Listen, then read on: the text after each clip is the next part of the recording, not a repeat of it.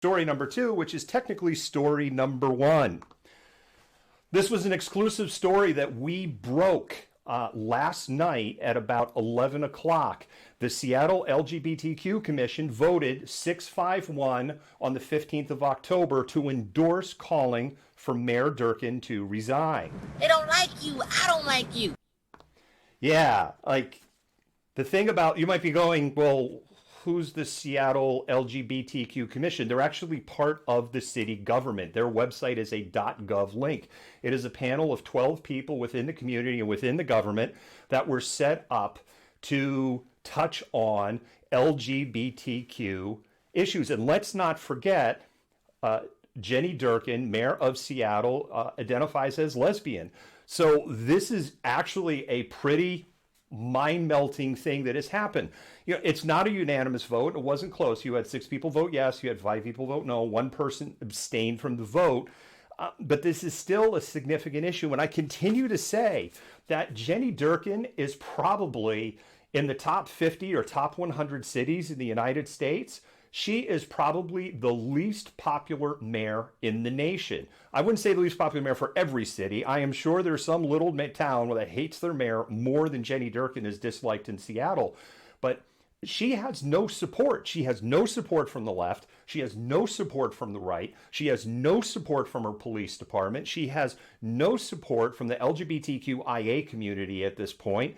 This is a mayor under siege. And this is a mayor that is having a crisis of confidence within her constituents, within her employees, and within City Hall.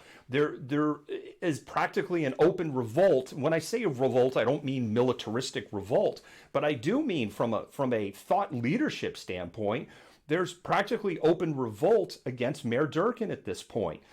And one thing I will say, if Mayor Durkan clings to the election, I can't see her getting reelected unless, because Seattle's really good at this, they pick somebody to run against her, which is even worse than her or more batshit crazy than, say, Lauren Culp. Then you're just going to run into a situation where, guess what? You might get 4 more years of Jenny, and also be careful what you wish for. But whoever follows her is going to be handed a huge mess. So let's get into what were the reasons for them coming up with this letter. And the letter, we have a link to it up on our website, and we had the exclusive story that we linked to last night. It really boils down to 3 reasons. The first one is police violence, and the letter goes on to explain, to summarize, if you don't want to read the entire statement, that Jenny Durkan, despite outcry from the community, outcry from constituents, complaints from homeowners about tear gas seeping into their houses, police action against homeowners, for instance, people in CHOP after CHOP ended who are getting stopped and harassed when they lived in the CHOP area and were just trying to get home. It's something we actually witnessed when we were in with the press pool. And it's just been ignored. And Jenny Durkan has just played a bunch of lip service. And at the end of the day, she's kind of like, the police are doing it. And then they're doing what they're doing. I'm behind the police. And it's going unchecked. So that was number 1. And I agree with that. And I shouldn't be surprised that anybody agrees with that. The second thing is the issue of houselessness, the homeless issue that we have in Seattle. This should be of no surprise to anybody who has followed me, whether it be in the last 3 months or whether it be in the last 3 years. I have been just calling out Jenny Durkan and her broken promises on dealing with the homelessness crisis that is facing Seattle. Seattle is pouring in King County $1 billion a year with a B into solving homelessness. The homeless population has only grown.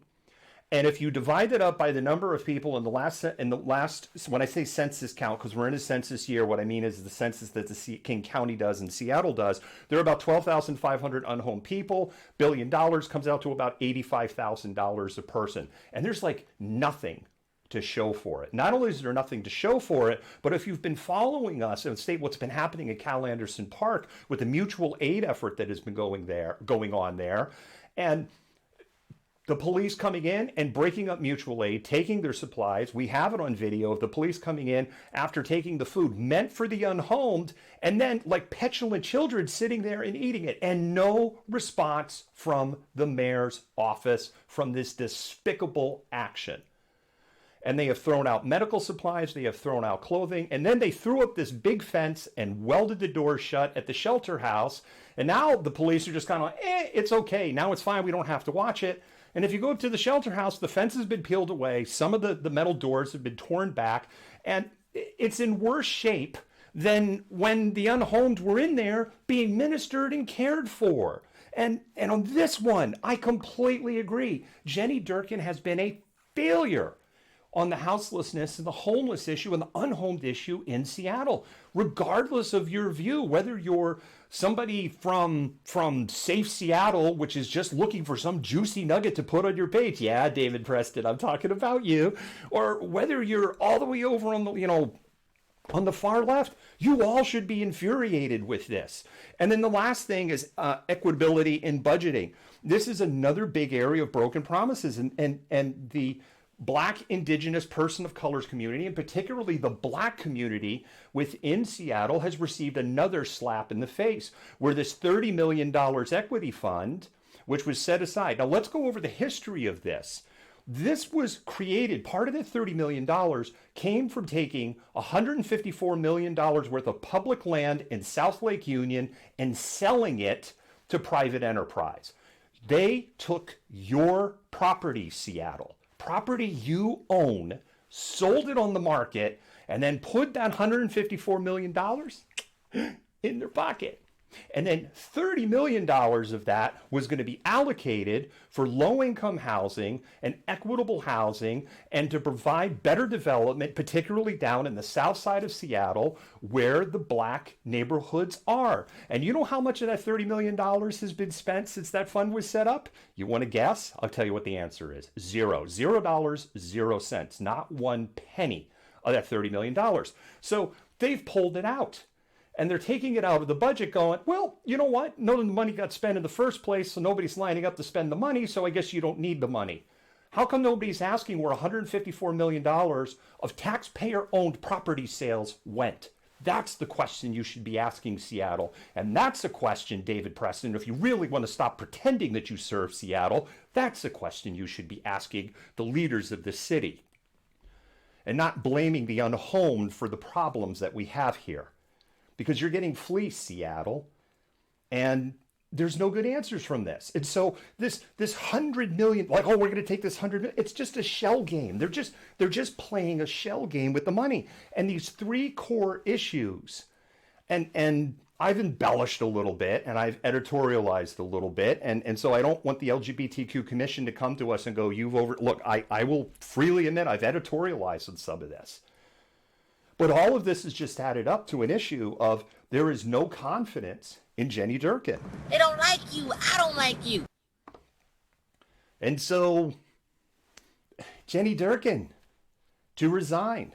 Protester demand number 4. What do the protesters want? That one always drives me crazy. They don't have any demands. Defund Seattle Police Department by 50%. By the way, Austin defunded by over 30% with no drama. And you barely even heard about it in the news. It can be done. Give that money to the Black communities. Oh, wait a minute, we're pulling that money away. Release all the protesters. No new youth jail. We have no new youth jail, but the existing youth jail, I believe, will be open through 2025. And Jenny Durkan to resign. Jenny Durkan, you're not doing your job. You either need to stand up and lead the city of Seattle out of the mess that you have largely engineered, or you need to get out of the way and let somebody out who can do it. And you need to start fulfilling a modicum of your promises to the unhomed community, to the Black community, and to the taxpayers of the city of Seattle. And with that, we're going to go ahead and move to our first commercial.